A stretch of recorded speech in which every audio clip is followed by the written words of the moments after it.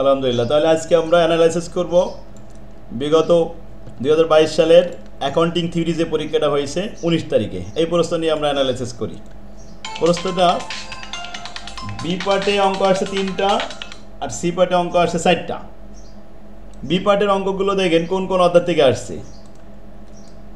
প্রথমে 7 নম্বর প্রবলেম, এই অঙ্কটা আসছে আমাদের বইয়ের 7 নম্বর অধ্যায় 2 নম্বর ফরম্যাট, প্রবলেম 23।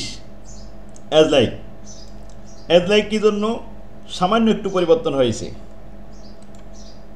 7 নম্বর অধ্যায় 2 নম্বর ফরম্যাট, প্রবলেম নাম্বার 23। এই যে 22 নম্বরে যে প্রশ্নটা ছিল সেম প্রশ্ন দেওয়া হয়েছে, এখানে 7 ইয়ার লেখা ছিল আমাদের বইয়ে, আর পরীক্ষার প্রশ্নপত্রে 5 ইয়ার্স লিখেছে, এইটুকু পরিবর্তন।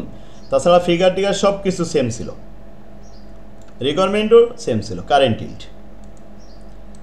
তাহলে ছাত্ররা পারছে যে এই প্রশ্ন যেহেতু সলভ করে গেছে, সেখানে 7 বছরের জায়গায় একটু 5 বছর 1000 টাকার জায়গায় যদি 2000 টাকাও দিত তাও তো পারতো নাকি? জি স্যার, এখানে জাস্ট খালি আপনার ফিগারটা চেঞ্জ করা হয়েছিল। হ্যাঁ, সব সেম, একটা ফিগার চেঞ্জ করা হয়েছিল, তো পারছেন। তাহলে এবার 8 নম্বর অঙ্কটা আসলে জটিল আসছে, কি ইনসেন্টিভ থেকে দিয়েছে, এটা আপনারা পারেননি। আর এক অঙ্ক অনেকেই 8 নম্বর অধ্যায় ইনসেন্টিভ করেইনি, তা 8 নম্বরটা কমন আসেনি। 9 নম্বর প্রশ্নটা আসছে 10 নম্বর অধ্যায় format 2 problem 3 as like. Same প্রশ্ন ছিল, প্রবলেম 3, পেজ নাম্বার 229-এ আসেন। এই 10 নম্বর অধ্যায়, এই দেখেন এই অঙ্কটা কিন্তু আমাদের বইতে দেওয়া হয়েছিল, যে বাংলা কলেজে টেস্ট পরীক্ষা আসছিল, এই প্রশ্নটা আমি এখানে দিয়েছিলাম। এখানে পরিবর্তন হয়েছে, সবই ঠিক আছে, শুধুমাত্র মার্কেট প্রাইস পার শেয়ার 150 টাকা দেওয়া ছিল, বোর্ড পরীক্ষা এখানে দিছে 120 টাকা, এইটুকু পরিবর্তন করছে। তাহলে যদি সবগুলো নিয়মের অঙ্ক এরকম দেখে যাওয়া যায় ফরম্যাট অনুযায়ী, কি সব 100% অ্যান্সার করতে পারবেন না? জি স্যার, ইনশাআল্লাহ। আলহামদুলিল্লাহ। পরবর্তী পরীক্ষাগুলো কিন্তু এরকমই প্রশ্ন আসবে আশা করছি। তাহলে আমাদের বই থেকে সব ফরম্যাট অনুযায়ী নিয়ম অনুযায়ী করতে হবে, গতানুগতিক কোনো বোর্ড প্রশ্ন দেখলে হবে না, কোনো গাইড দেখে পড়লে আর হবে না। এরপরে সি পার্টে চলে আসি। সি পার্টে অঙ্ক আসছে 4টা। প্রথম প্রশ্নটা আসছে 3 নম্বর, এই যে 13 নম্বর কোয়েশ্চেন। এই অঙ্কটা আসছে 12 নম্বর অধ্যায় ফরম্যাট 5 প্রবলেম 17, পেজ নাম্বার 313। 12 নম্বর অধ্যায়তে আসি, এটা পারছিলেন সবাই? জি স্যার, করেছি আলহামদুলিল্লাহ। দেখেন তাহলে 12 নম্বর অধ্যায় তো স্ট্রাকচার খুব সহজ ছিল,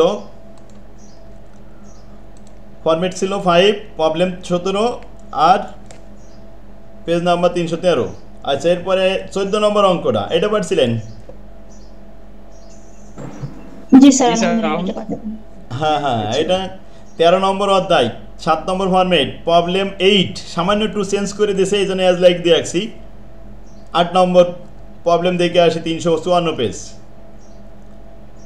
13 নম্বর অধ্যায় 8 নম্বর প্রবলেম। এই যে 8 নম্বর প্রবলেম, এটা কিন্তু বোর্ড প্রশ্ন না, মডিফাইড করা ছিল আমাদের বই।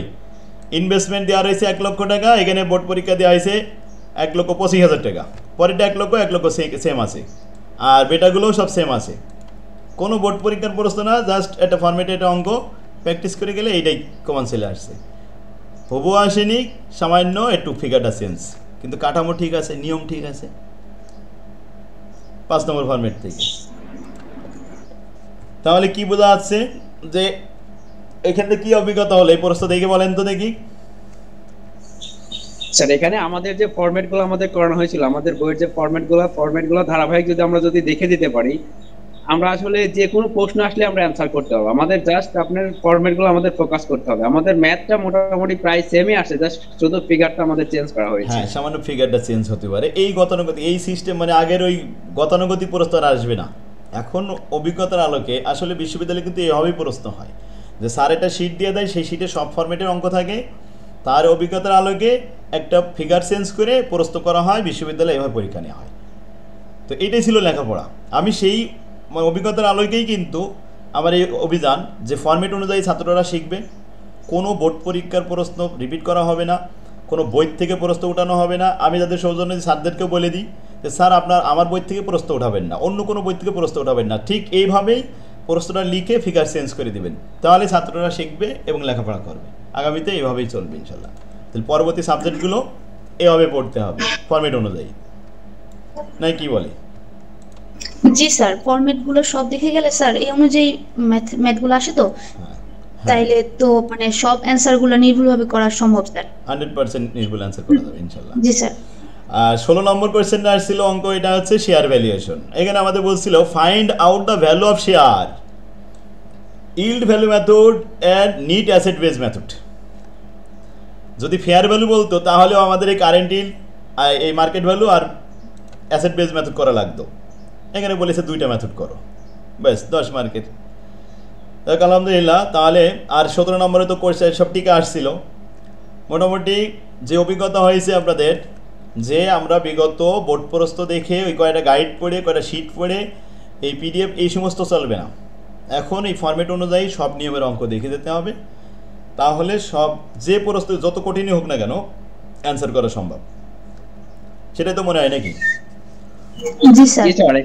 বিষয় হলো যে আপনার যে মানে ফরম্যাট আকারে যে বইগুলা আমরা একটা চ্যাপ্টার যখন ওপেন করি তখন আমরা ফার্স্ট টাইমে দেখতে পারি যে এই চ্যাপ্টারের মধ্যে মানে কোন কোন মেথডে কোন কোন মানে আপনার ফরম্যাটের অঙ্কগুলো আমাদের আছে, আপনি এক নজরে সবগুলো কিন্তু মানে বুঝতে পারি আসলে।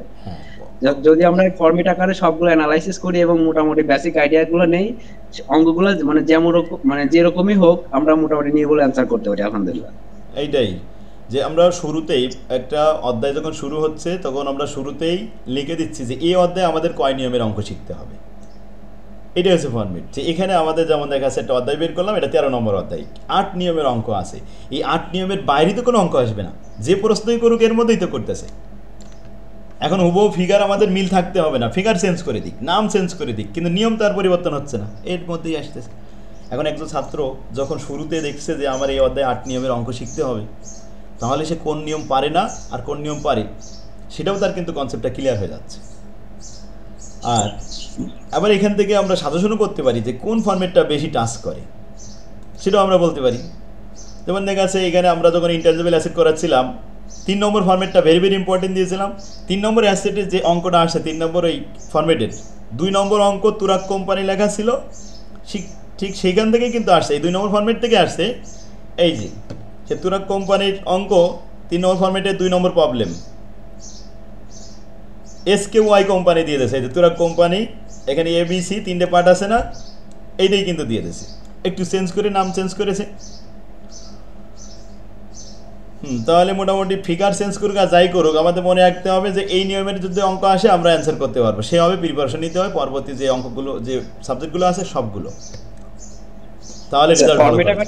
বললে যেটা সুবিধা সেটা হচ্ছে আমরা যখন একটা ম্যাথ আমরা ফার্স্ট টাইমে দেখি তাহলে আমরা বুঝতে পারি এটা ওই ফরম্যাটের অঙ্ক, তাহলে কিন্তু আমাদের মানে মাথার মধ্যে চলে আসে যে ওই ফরম্যাটের অঙ্কগুলো এইভাবেই করতে হবে, তাহলে আমরা খুব ইজিলি অ্যান্সার করতে পারি।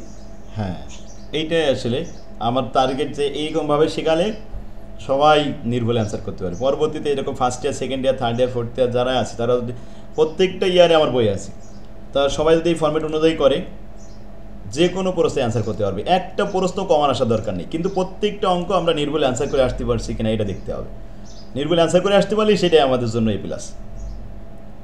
যে আমাদের উবো কমান আসতে হবে, অমুক স্যারের সাজেশন তমুক বই থেকে আসছে, এই সব কিছু দরকার নেই। আমরা শিখছি ব্যাস, চেঞ্জ করে দিক, নাম চেঞ্জ করে দিক, অঙ্ক পারি, এটা সারা জীবন আমাদের থাকবে, আমরা শিক্ষকতা করতে পারবো। যাক, আমার তৌফিকুল্লাহ বিল্লাহ। আর পরবর্তী সাবজেক্টগুলো ভালোভাবে প্রিপারেশন নেন। 23 তারিখের পরীক্ষার জন্য থিওরি বই, তো থিওরি সাবজেক্টটা ভালো করে পড়েন, ওটাও দেখেন ফরম্যাট আকারে থিওরি দেওয়া আছে। আমার তৌফিকুল্লাহ বিল্লাহ। আসসালামু আলাইকুম রহমতুল্লাহ।